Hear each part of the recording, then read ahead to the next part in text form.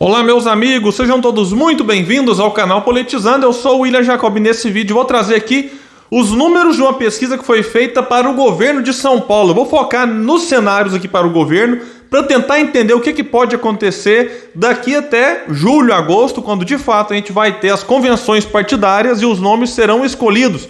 Porque por enquanto nós temos várias indefinições ali. Mas antes de falar sobre tudo isso, eu quero pedir a sua ajuda para que se inscreva aqui no canal, ative as notificações. Se assistir esse vídeo e gostar, joinha para cima. Se não gostar, faz parte, joinha para baixo, comenta, compartilha, em especial com quem mora no estado de São Paulo ou com quem não morando lá esteja interessado em saber o que pode acontecer nas eleições deste ano.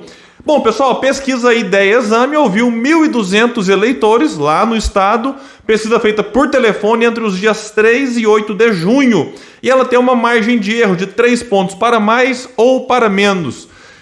Vamos ver aqui então o cenário 1, na pesquisa estimulada, que é quando o Instituto apresenta a lista com os nomes.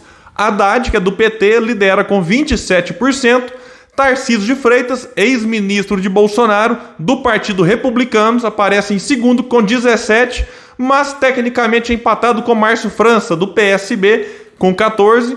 Rodrigo Garcia, do PSDB, tem 11%. Então, dá para considerar empate entre os três dentro da margem de erro, já que o Tarcísio, por exemplo, poderia ter no mínimo 14% e o Rodrigo Garcia no máximo 14%. Então, considera-se empate técnico, mas numericamente Tarcísio à frente de Márcio, que está à frente do Garcia.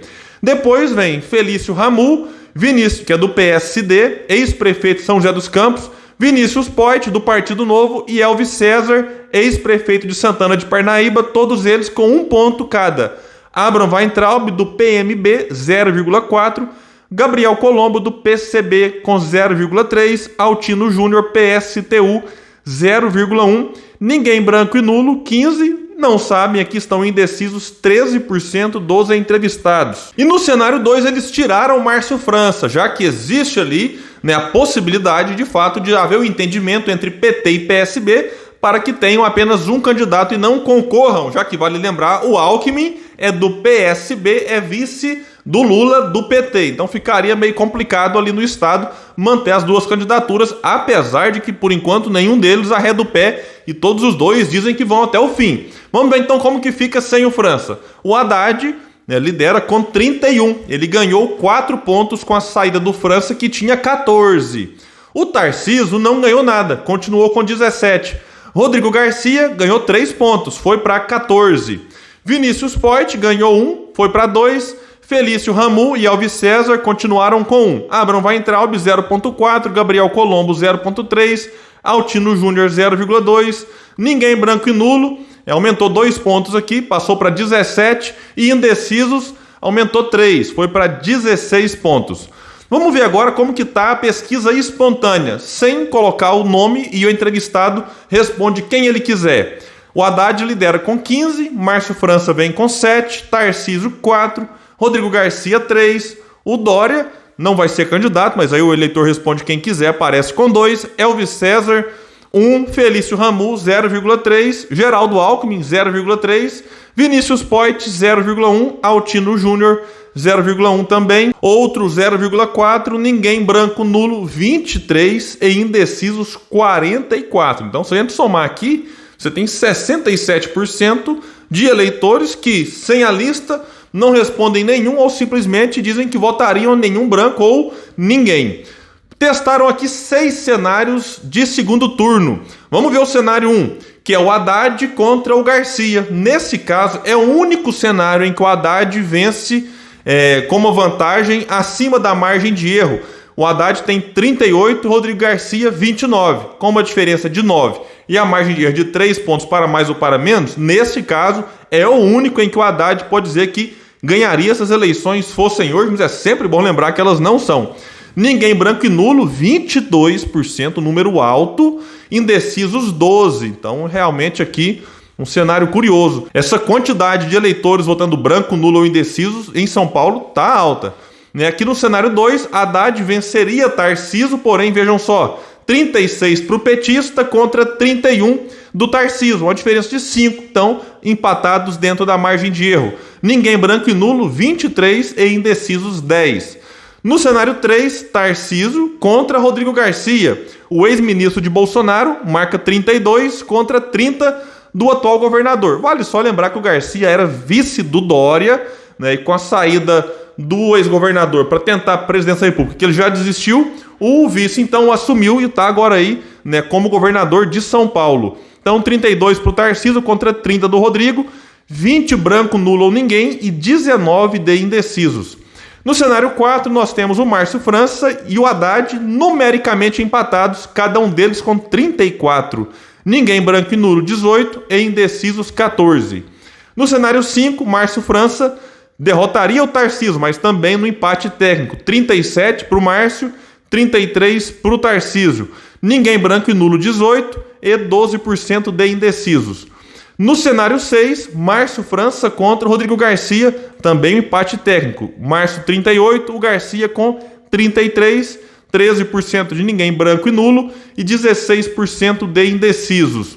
Vamos ver agora a rejeição. O Haddad lidera como mais rejeitado, como outras pesquisas também apontam, e o França tem tentado insistir nesse ponto para firmar o seu nome como candidato dessa chapa PT e PSB, mas a gente sabe que o PT não vai abrir mão de ter o Haddad. Então o Haddad tem 35% de rejeição, o Tarcísio vem em segundo com 21%, o Garcia é em terceiro com 19% e o Márcio França, desses 4 mais competitivos, é o menos rejeitado com 12%. Os outros têm uma rejeição menor também porque são menos conhecidos.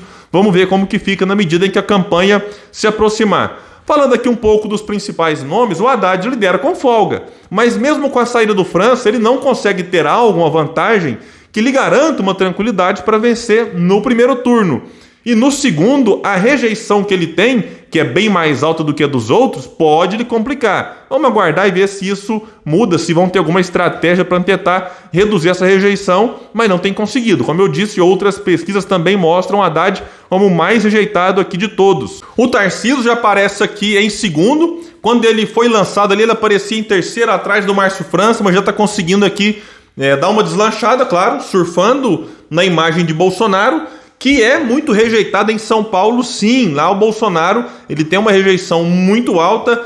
Vamos ver se ela vai ser também um problema para o Tarcísio, que vai ter que lidar com outro tipo de crítica, o fato dele não ser de São Paulo. Então eu conversei com alguns amigos lá que falam, ele é inacreditável, alguém que nem do estado vem para cá e quer se apresentar como nome para resolver os problemas, né, de São Paulo, que não são poucos, né, e vale lembrar o seguinte, o maior colégio eleitoral, é o segundo maior orçamento do Brasil, perdendo só para o orçamento da União. Então você pegar alguém que não conhece a realidade, alguém que também não tem uma experiência além de ministro, nunca foi prefeito, nunca foi governador, foi ministro, tem quem gosta, tem quem não gosta, mas de todo jeito ele vai ser criticado por não ter um vínculo com o Estado e querer ser o governador. Vamos ver também como é que vão trabalhar essa questão do marketing. Márcio França, será que vai mesmo ser candidato? Como eu mostrei, tem uma rejeição menor. Isso aqui poderia lhe ajudar muito no eventual segundo turno, porque o candidato com uma rejeição alta, num segundo turno, ele tem mais dificuldades para ampliar e para atrair votos de quem não votou nele no primeiro turno. Vamos ver se o Márcio consegue se viabilizar lá nessa briga com o PT, que se ela insistir, eu acho que o Márcio não vai ter força suficiente para ir pro segundo turno. Rodrigo Garcia tenta se distanciar cada vez mais da sombra do João Dória, ex-governador que é muito rejeitado no estado. Ele vem melhorando bem os números. Eu lembro de comentar pesquisas aqui, com o Garcia aparecendo ali com 2, 3 pontos, já aparece aqui com 11 num cenário e 14 em outro. A gente sabe que o PSDB, que governa São Paulo aí há décadas, tem uma força muito grande, tem várias prefeituras. O Rodrigo agora tem a máquina na mão, já começa a inaugurar uma obra aqui, aparecer para entrevista, então fica mais conhecido e isso já tem refletido aqui no crescimento dele nas pesquisas. Vamos ver se vai ser o suficiente, né, para dar a ele aí maiores chances de tentar uma vaga no segundo turno. Outros nomes têm uma situação mais difícil, mas em 2018, por exemplo, a gente viu muitas viradas tidas aí como impossíveis, né, num período como nós estamos agora.